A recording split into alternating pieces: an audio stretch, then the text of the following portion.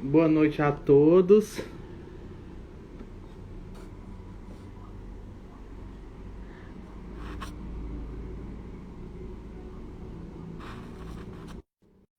Estamos aqui já a postos para começar a nossa live.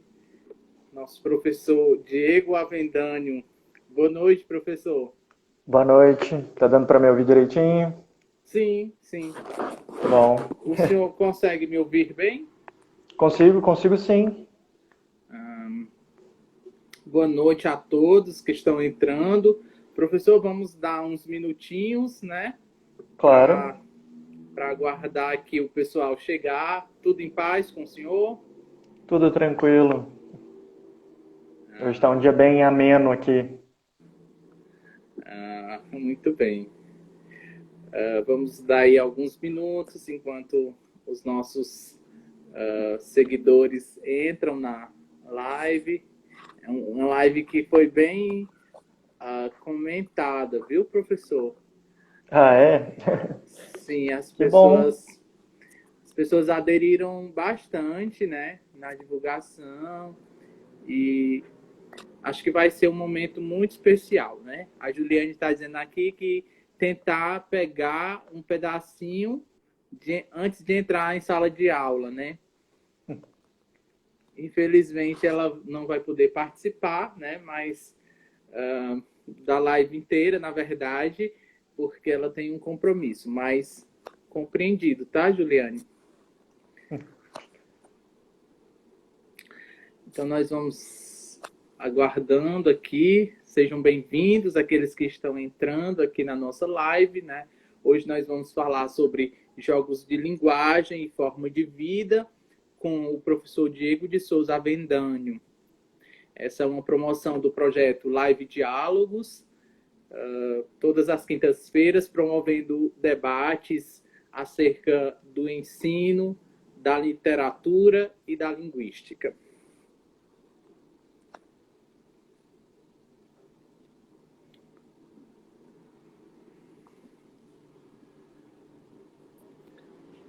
Desde já nós queremos também informar que as nossas lives ficam salvas lá no canal do YouTube. Então já é também um convite para vocês seguirem o nosso canal Diálogos. E nós disponibilizamos tanto as nossas lives aqui às quintas-feiras, como também os nossos diálogos poéticos a cada sexta-feira. E também hoje é importante lembrar que é um diálogo transversal, né? Nós vamos conversar aí sobre linguagem e filosofia nesse nossa investida dos diálogos transversais durante o mês de julho, que tem sido uma experiência muito bacana, muito interessante.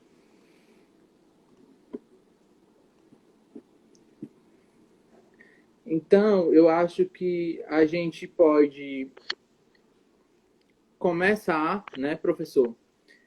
Claro. E eu gostaria de desejar, em nome dos meus colegas que ajudam a coordenar esse projeto, o Thaleson Marques e a Juliane Pita, desejar as boas-vindas ao senhor. Né? Esse projeto ele surge no contexto da quarentena, no qual os artistas começaram a promover lives cantando, dançando.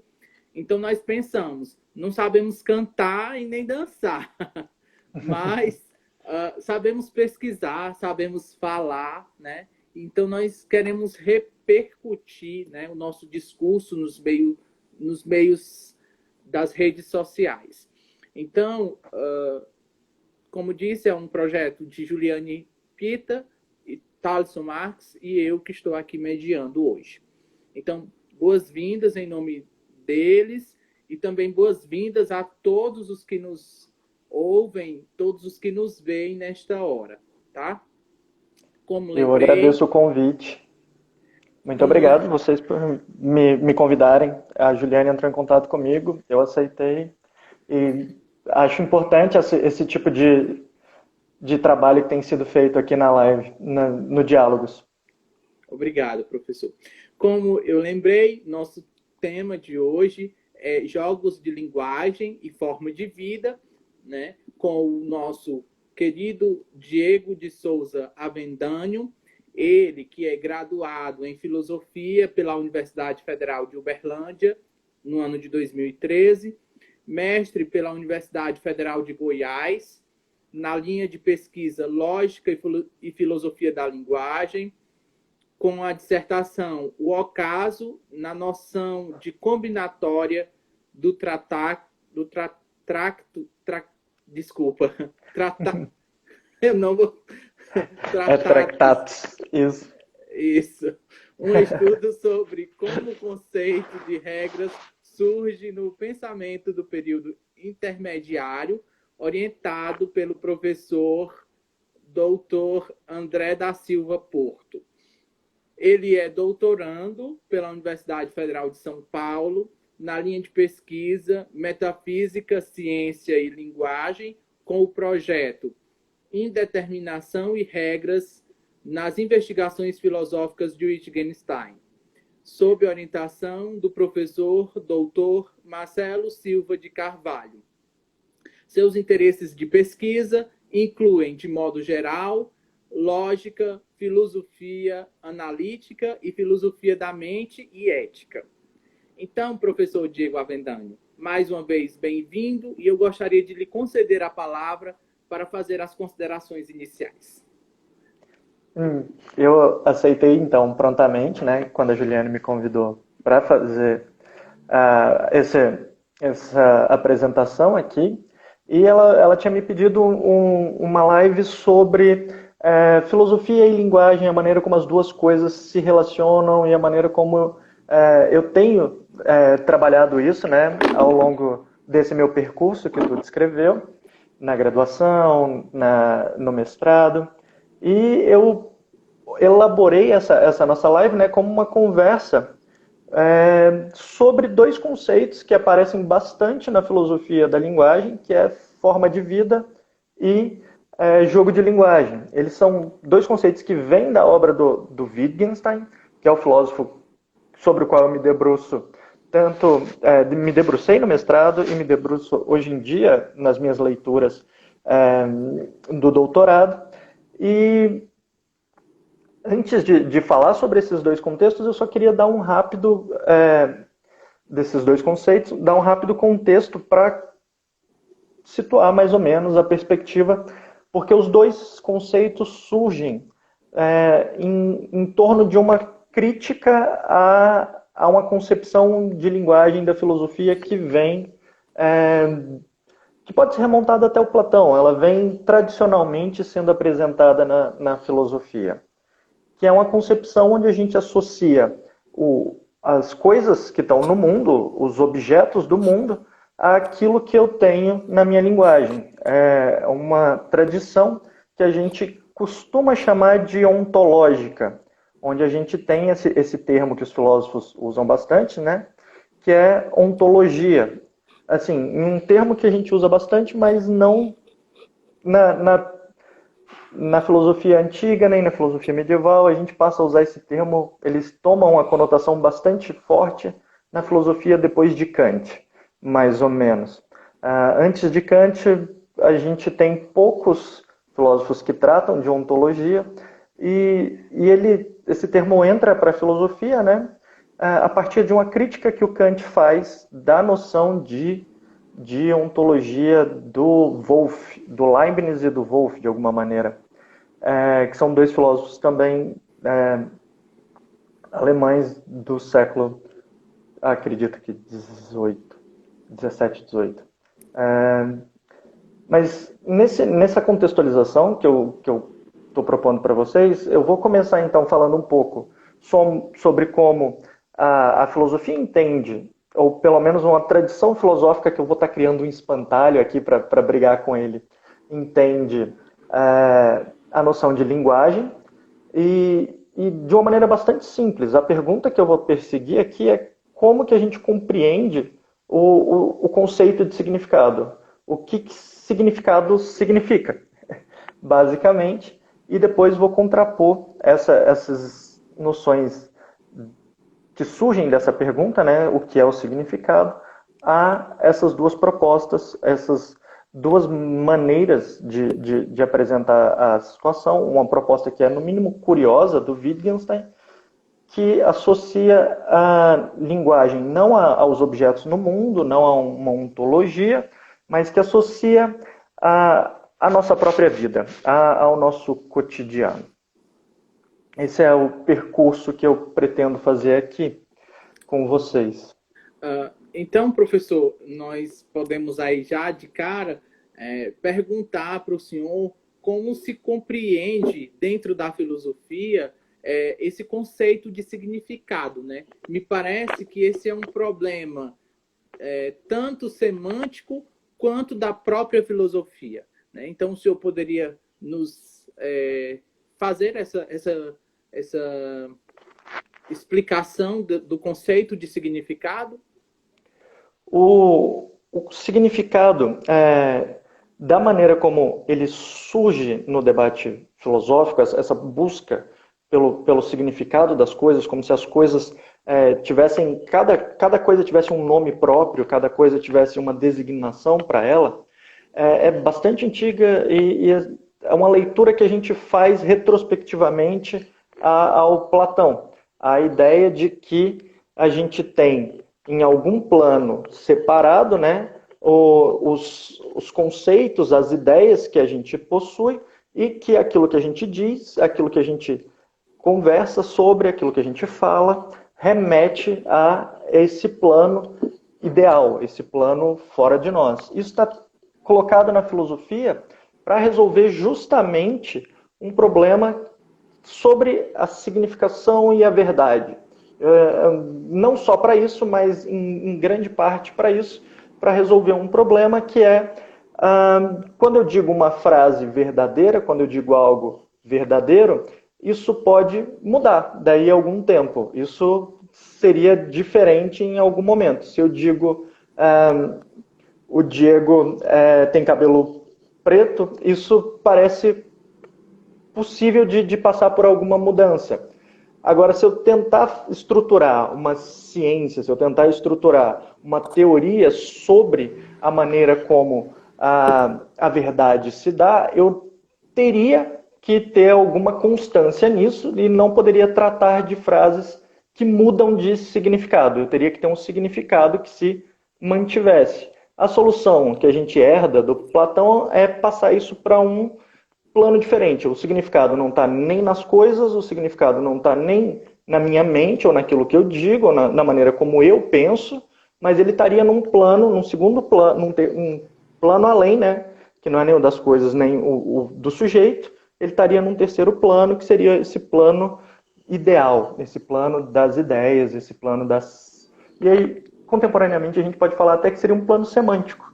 Se a gente quiser fugir dessa retrospectiva da filosofia antiga, a gente pode falar que a gente joga tudo no plano da semântica, como se cada coisa tivesse um significado. Cada objeto que você encontra, cada sensação que você tem, cada pensamento que você poderia ter, isso pode ser designado um nome para ele, e esse nome poderia ser usado em uma frase, em um contexto onde as outras pessoas te entenderiam, porque o significado disso é universal. Ele é compartilhado por mim e por você. Inclusive, professor, a gente poderia exemplificar. Acho que eu travei um pouco, né? Isso, travou, eu não Voltou? te ouvi. Voltou. A gente poderia exemplificar, professor, com a palavra aluno, né? Na sua gênese, aluno tinha uma carga semântica negativa, aquele que não tem luz, né? Uhum. E muito tempo depois, na modernidade, pós-modernidade, essa palavra, esse léxico, ele tem uma ressignificação, uma positivação, por exemplo, mostrando que o significado nem está nos falantes que usam a palavra, haja vista eles inicialmente usavam com uma carga negativa, e nem está na própria palavra. Estaria numa terceira dimensão, como o senhor mesmo acabou de falar. É mais ou menos assim? essa é a ideia justamente que eu estou chamando de tradicional, exatamente isso. A essa ideia tradicional, ela vem atrelado, né, uma ontologia, isso que a gente chama de ciência do ser ou alguns comprometimentos com os objetos. Seria um comprometimento com esses significados que são imutáveis ou que podem ser mudados, mas que se mantém, alguma parte dele se mantém ao longo do tempo. Esse significado, ele estaria atrelado a ou uma ontologia fixa, um dogmatismo, né, um lugar onde eu tenho essas ideias fixas e imutáveis, ou eu poderia também ir para o outro lado, no qual eu teria um relativismo. E isso tem sido muito tratado na filosofia contemporânea com essa ideia de descolonização que a gente tem passado, essa ideia da antropologia filosófica atual, na qual eu teria diversas ontologias, né? Eu teria uma ontologia diferente dos europeus, por exemplo, para uma ontologia dos índios brasileiros, dos tupinambás, por exemplo, e eu teria então um relativismo ontológico, onde aquilo que é dado, né, como objeto ou ser para os europeus seria diferente daquilo que é dado para os tupinambás como objeto ou ser, então a gente teria significado diferente para as coisas. Tem uma historinha recorrente que é aquela dos esquimós terem 50 palavras para neve, eu não sei se, ou diferentes palavras para gelo. Isso de vez em quando aparece aí como meme, aparece em algum discurso motivacional. E a proposta seria, que é muito, muito bem vista sempre, é de que eles têm uma perspectiva diferente do mundo que eu não tenho. Eu não alcanço os mesmos conhecimentos que eles alcançam, então eles têm significados diferentes para as coisas que eles veem no mundo, coisas que eu não precisaria significar também. Então eu tenho esses dois lados, um lado onde eu tenho significados fixos e um lado onde eu tenho esses significados que mudam de cultura para cultura, de pessoa para pessoa, e aí vai para o bem de quem está analisando a coisa toda. A concepção que eu pretendo apresentar aqui, que é a do Wittgenstein, ela se propõe como uma alternativa a essas duas concepções, nem um lado e nem o outro. Nesse sentido, enquanto o senhor comentava, eu lembrei agora de um livro que eu estou lendo, inclusive terminando agora, chamado A Queda do Céu, do líder indígena Davi Copenaua.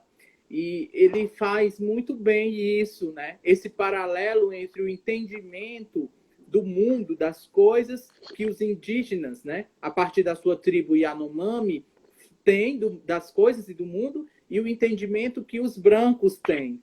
Né? E então ele vai fazendo, inclusive, uma crítica, né, bastante severa com a forma de se lidar, né? Porque eu acho que isso também passa pelo significado, né, que nós damos às coisas e aos processos. Sim, sim. Professor, então uma outra pergunta, né? O que as palavras cotidianas significam neste sentido? Então, nesse sentido, quando a gente faz um apelo para o cotidiano, a gente já está saindo do âmbito filosófico, a gente está saindo desse âmbito onde ou tudo é universal e geral, ou tudo é particular e cada um tem o seu. É aí que a filosofia estava brigando ao longo dos séculos, a filosofia estava se dando numa disputa entre algo que é dogmático e uma disputa entre algo que é relativo. É nesse campo ontológico. Quando a gente fala sobre o cotidiano, quando a gente fala de uma filosofia do cotidiano, uma filosofia voltada para essa noção de vida, de que a vida limita, né, as nossas dúvidas filosóficas, o que acontece é que a gente precisa de um outro critério. Parece que nem esse totalmente relativo consegue dar conta da situação, porque se eu levo o relativismo às suas últimas consequências, eu tenho o problema de que cada um tem um significado e eu posso significar as coisas na minha cabeça e a gente perde o entendimento possível ali, né? A gente perde o nosso diálogo de qualquer maneira, porque tudo que eu estaria dizendo estaria dizendo algo completamente, significando as palavras, poderia estar, na verdade, significando essas palavras de maneira completamente diferente, e a gente estaria em dois monólogos e não num diálogo. E do outro lado, eu tenho o problema do fixo, né? do metafísico na filosofia, do dogmático, no qual eu tenho esse plano de significados imutáveis, e como tu mesmo bem colocou sobre a palavra aluno, os significados eles mudam com o tempo. A gente tem esse problema de um significado ser tratado como algo negativo ou positivo ao longo do tempo e ter essa mudança. A filosofia, da maneira tradicional, como é concebida tradicionalmente, tinha que se desdobrar de diversas maneiras para responder a essa questão de como é que a gente compreende as palavras, o que está significando cotidianamente essas nossas palavras. O Wittgenstein, que é esse autor que eu trato mais detidamente, ele vai mostrar para a gente isso a partir nas investigações filosóficas. O Wittgenstein é um autor que tem duas fases do pensamento e diametralmente opostas. Nas investigações filosóficas, ele vai mostrar para a gente isso a partir de um exemplo do Santo Agostinho, o que ele vai contrapor. Ele cria o que é tradicionalmente concebido como imagem agostiniana da linguagem. Nessa imagem agostiniana da linguagem, eu tenho pais, né? Não um pai, mas os pais de algum garoto, uma criança, aprendendo a dar nome para as coisas, a significar as coisas no mundo, e o Wittgenstein vai fazer a análise dessa imagem, no qual tem uma criança, os pais apontam para um objeto e a criança diz o nome daquele objeto, tipo cadeira, mesa, essas coisas.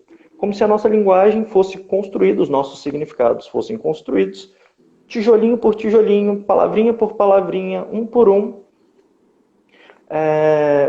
a partir dessa relação de nomeação, de quando eu aponto para alguma coisa e nomeio. Isso vale até para os nossos sentimentos, valeria até para os nossos sentimentos, para as nossas sensações, que parece algo que não dá para apontar fisicamente, é onde você sente dor ou angústia ou saudade. Você poderia dizer que é um sentimento que tu tem e é seu, e você vai encontrar ele no mundo, em outros casos, em outras pessoas. Mas que eu aprenderia isso a partir desses nomes, desse começo da linguagem, que vem dessa relação de apontar para as coisas e significar as coisas a partir desse apontar. Professor, então nós podemos falar numa oposição do pensamento de Wittgenstein, né, com a noção de jogos de linguagem em relação à tradicional concepção filosófica de significado, né? Podemos sim. Ele vai se autocriticar também. A concepção que ele tinha no Tractatus era uma concepção de que todos os objetos tinham um nome, e aí ele ia para um nível atômico da linguagem, ele fazia uma análise da linguagem, né, a um nível brutal. Tu começava com os nomes e de repente você ia descendo no posicionamento e nas relações que os nomes têm uns com os outros, e analisando esses nomes, e de alguma maneira tu encontrava os átomos da linguagem que seriam essas unidades mínimas de significação. Nessas unidades mínimas de significação, tu teria o ponto de partida para a construção de toda a significação. A visão que ele apresenta nas investigações filosóficas, e aqui ele usa a noção de jogo de linguagem para criticar, é justamente essa que ele mesmo concebia anteriormente como sendo a maneira como o significado se dá, a partir desses elementos atômicos até chegar num patamar estrutural, num patamar no qual a linguagem tivesse toda estruturada. Então, aqui, né, nessa maneira como ele apresentava antes, como ele apresentava no Tractatus, eu teria uma ontologia de fundo ainda assim, eu teria esses comprometimentos com algum tipo de objeto, que esses nomes estariam se ligando a esses objetos e, de alguma maneira, teria uma relação que a gente chama de isomorfismo ali no linguajar do Tractatus, mas você pode dizer que é uma relação de um para um, ponto a ponto, onde cada nome significaria um desses pontos na minha linguagem, um desses objetos no mundo, um desses pontos no mundo. Essa associação, então, entre semântica e ontologia é o que o segundo Wittgenstein, o Wittgenstein das investigações, vai negar. Ele vai mostrar que nem toda a nossa linguagem é usada para falar sobre a verdade. Isso é uma das principais coisas que vai estar ali na noção de jogo de linguagem. Nem tudo aquilo que eu preciso dizer verdadeiramente. E não quer dizer que, quando eu não digo a verdade, eu estou falando uma falsidade.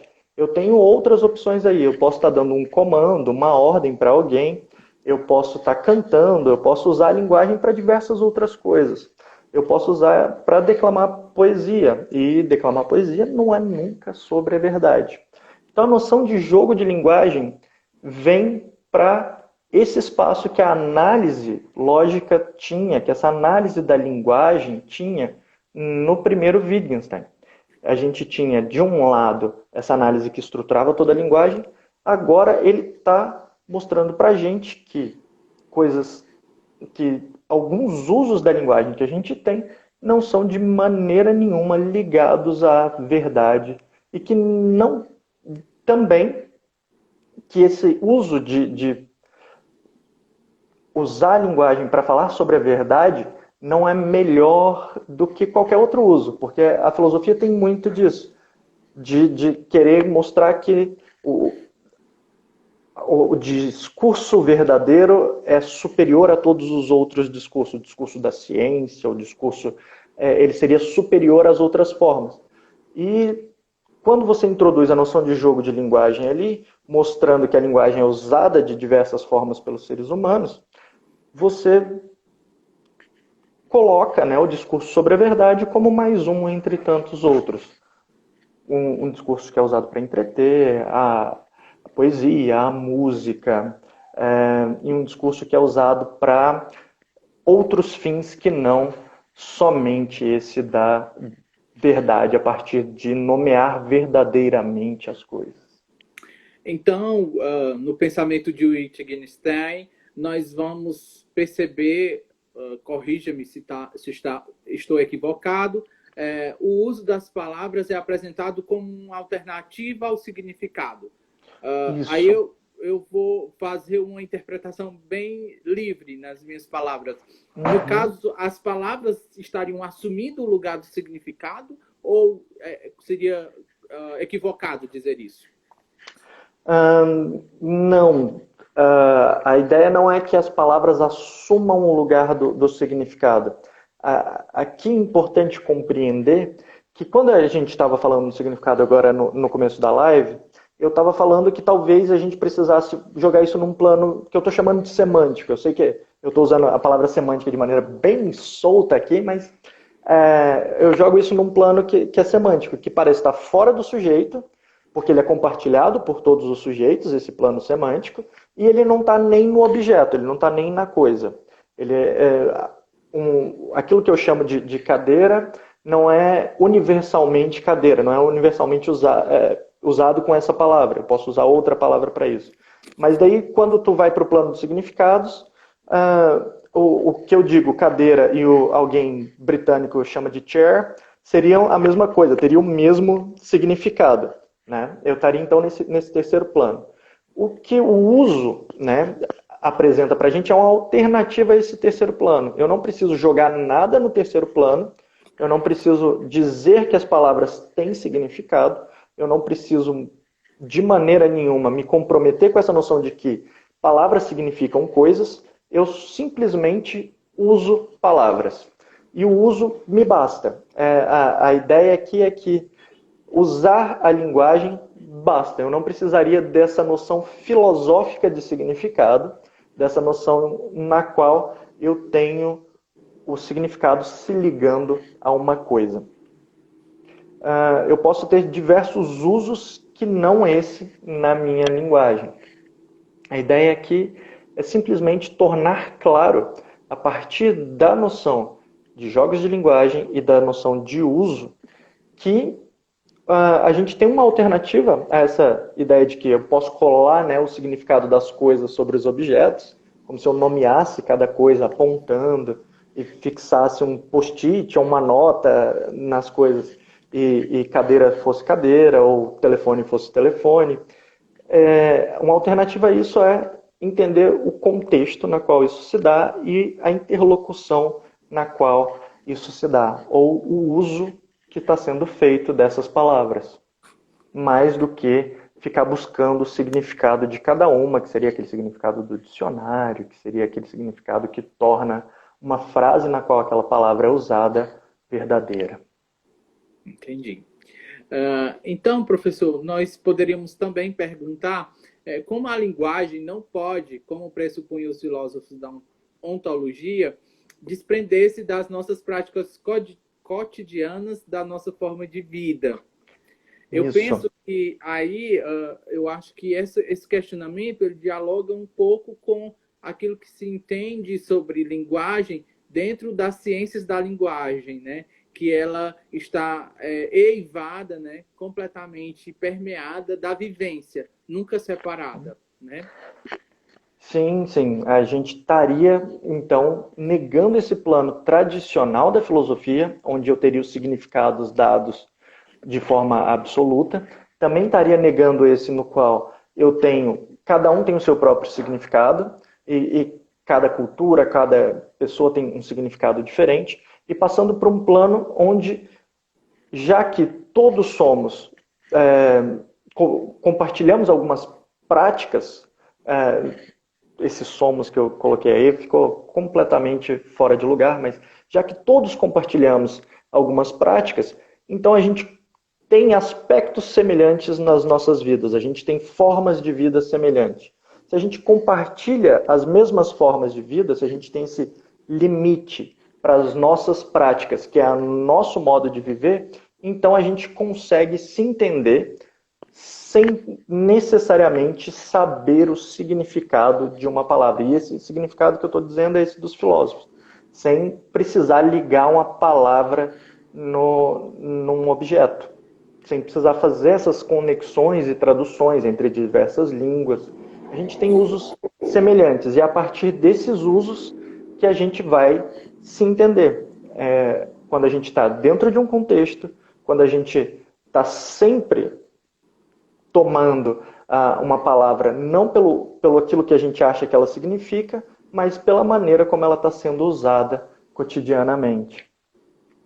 Esse é o aspecto mais importante aí. E é aí que jogos de linguagem e forma de vida se juntam. A forma de vida vai me dar um limite, né? A gente tem que compartilhar a forma de vida, já que somos todos iguais. A gente tem aspectos da nossa vida que são compartilhados, que são comuns. E em nossos jogos, aquilo que a gente faz com a linguagem, que não é só falar sobre a verdade, que não é só significar coisas, podem ser também compartilhados. A gente entra nesses contextos onde a gente se entende quase que de forma lúdica. A gente se entende como se estivesse no mesmo jogo. E eu acho que essa discussão que o senhor faz nesse momento, ela é extremamente importante, em que vários discursos, né, e vários significados, várias narrativas estão em pleno combate, né, estão em pleno embate, né, na sociedade, na política, e a gente precisa ter muito claro essa questão do entendimento, para que a gente possa averiguar, né, essa verdade, né, essa busca pela verdade que a filosofia tanto quer, né, inclusive para identificar o não discurso, né, o discurso fake news, vamos chamar assim. Também o discurso das fake news assim, no contexto que a gente tem vivido, ele tem significado, as pessoas entendem ele talvez como mais significativo até do que aquilo que é verdadeiro, né? Dão mais valor para aquilo do que para a verdade. E a gente parte por um outro caminho, né? Chegando, né, nessa verdade não, nessa falsidade que são as das fake news. É justamente entender que nosso discurso não precisa ser verdadeiro para ser compreendido, que tem todo esse novo plano da discussão de uma semântica pragmática que está dado agora, que é muito diferente de uma semântica tradicional, de uma ideia, né, de uma semântica vinculada a objetos, às coisas, que vinha na tradição filosófica. E nessa ideia de um conhecimento também que está atrelado sempre à noção de verdade, de que, para mim, o interessante é conhecer a verdade. Ou para qualquer outra pessoa, a gente deveria buscar a verdade sempre, a gente tem essa positivação da verdade, né? É algo que é bastante importante, mas não quer dizer que todos devam, ou que haja alguma coisa que empurre as pessoas para procurar a verdade. A gente tem visto isso cada vez mais. As pessoas se contentam com notícias falsas. As pessoas se contentam com situações que não são verdadeiras, né? E também haja vista que a filosofia, inclusive nessa busca insaciável, né, pela verdade, desde os pré-socráticos, já descobriu que não existe uma única verdade, né, mas várias verdades. Então, de que verdade, né? Nós estamos falando num período em que a gente, como o senhor já lembrou, as pessoas acreditam numa falsa verdade, né? Sim, sim. Mas esse discurso do Wittgenstein é algo interessante justamente aí, porque ele não está nem dizendo que não tem uma verdade única, e ele não está nem dizendo que tudo vale, que a gente tem diferentes verdades e que todas elas têm igual valor. O que ele está tentando mostrar para a gente, com a noção de forma de vida e com a noção de jogo de linguagem, mais a noção de jogo de linguagem que a noção de forma de vida, é que a gente tem uma alternativa a isso que não cai sobre o relativismo e que nem é dogmática. Ele tem esses dois limites aí. Eu não preciso ter uma verdade absoluta e eu não preciso contar qualquer coisa como verdade. Eu me afasto desse campo no qual a verdade é por referência a algum fato, a alguma coisa que aconteceu, e vou para o campo no qual eu entendo que eu tenho diversos usos da minha linguagem e esses usos são diversos, eles estão atrelados às minhas práticas cotidianas. Essa é a ideia de fundo. Então, aqui no discurso das investigações filosóficas, no discurso do segundo Wittgenstein, eu não tenho essa noção de verdade atrelada ao significado. Eu tenho a noção de uso, né, da própria linguagem como saltando para um papel principal e não mais essa noção referencial, no qual a verdade ou as palavras se ligam a objetos e eu posso dizê-las verdadeiramente. Eu tenho diversas verdades ou eu tenho uma única verdade. Eu tenho uma alternativa a isso, que é um discurso no qual eu me amparo nos limites da minha vida. Muito bem. Professor, eu gostaria que o senhor fizesse alguma outra consideração que o senhor ache pertinente dentro desse discurso do Wittgenstein, né, que é o grande filósofo da virada linguística, né, que tem esse papel de destaque aí na filosofia da linguagem. Então, eu queria deixar livre para o senhor fazer aí algumas considerações a mais. Então, esse plano, né, de discussão que eu tentei fazer aqui foi apresentando essa noção de jogo de linguagem como uma ideia, como atrelando sempre a ideia de que a minha linguagem está envolvida em uma prática, de que a minha linguagem não pode ser desvinculada da prática. Eu não posso falar da linguagem em si mesma, eu não posso falar só do aspecto semântico e só do aspecto sintático dessas duas estruturas e contar isso como sendo a única possibilidade da linguagem, mas que eu tenho as práticas cotidianas relacionadas ali com a minha linguagem. E mais do que isso, algo que eu gostaria de deixar claro é que aquilo que nos torna iguais, aquilo que é comum a todos os seres humanos, que é a vida, é o nosso limite para a compreensão, é o nosso limite da nossa capacidade de compreensão uns dos outros. A gente poderia fazer uma outra live, uma outra coisa para discutir como é que seria tratado os valores aí, o que é melhor, o que é pior, porque tem maneiras de viver que a gente trataria como melhor ou pior do que outras. As maneiras agressivas, por exemplo, as maneiras desses supremacistas brancos, dessa galera que vai na direção de repreender os outros, tratar os outros mal, elas não são maneiras que eu gostaria de viver, não são maneiras que seriam bem vistas ou bem tratadas ali dentro. E não quer dizer que elas tenham o mesmo valor. A maneira de tratar o valor ético das coisas é diferente aqui. O que eu tentei ressaltar nessa coisa toda, para tentar deixar claro, porque às vezes a gente parece que está recaindo num relativismo, né, onde tudo vale, e não é tudo que vale.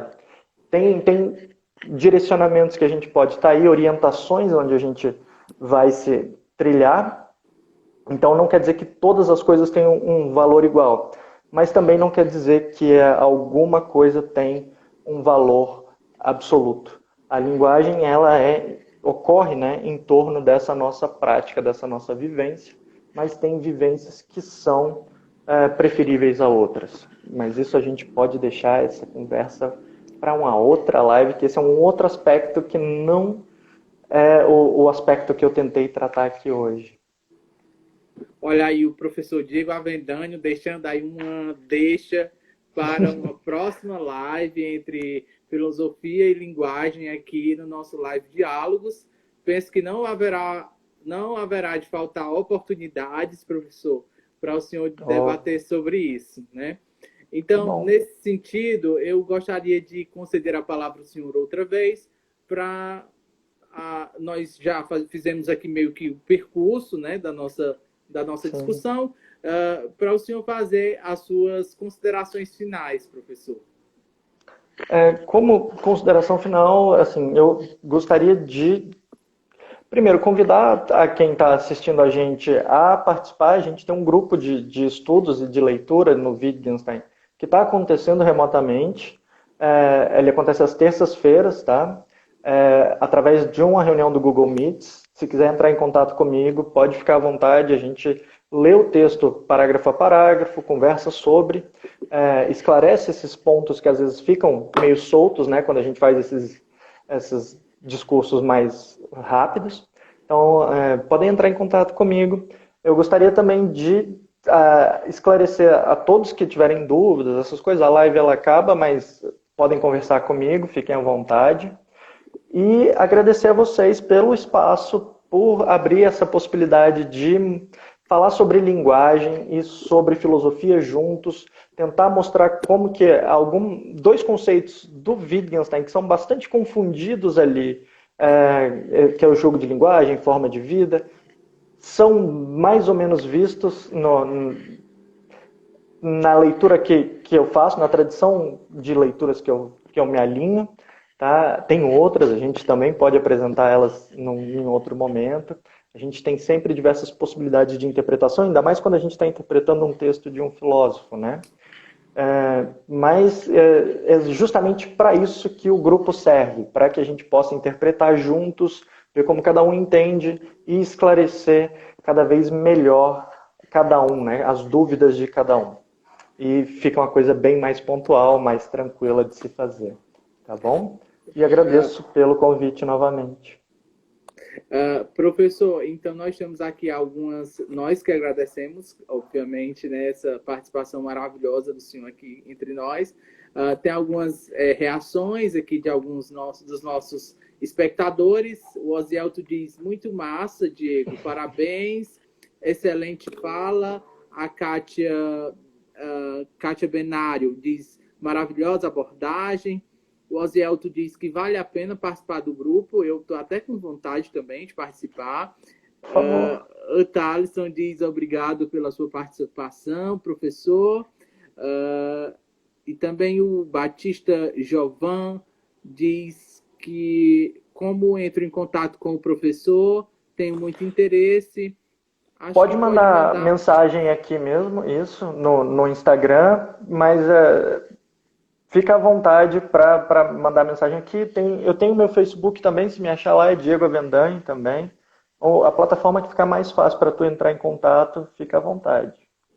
Então, o professor está aí colocando-se à disposição, nos convidando, né, a todos para participar dessa discussão da filosofia e da linguagem.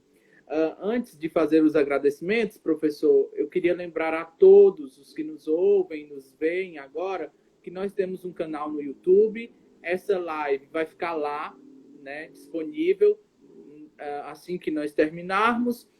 O link do nosso canal está na bio do nosso canal, do nosso Instagram, certo? E tem todas as outras lives, inclusive, que nós já fizemos até aqui. E gostaria de avisar ainda que nós estamos promovendo um sorteio do livro Linguística Aplicada na Modernidade Recente, do professor Moita Lopes.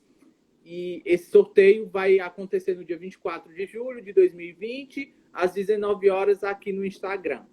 Para que vocês possam estar concorrendo a esse livro, vocês têm que curtir a foto oficial da promoção, curtir o nosso perfil no Instagram e marcar 3 amigos nos comentários. Lembrando que os 3 amigos têm que serem marcados no mesmo post, no mesmo comentário.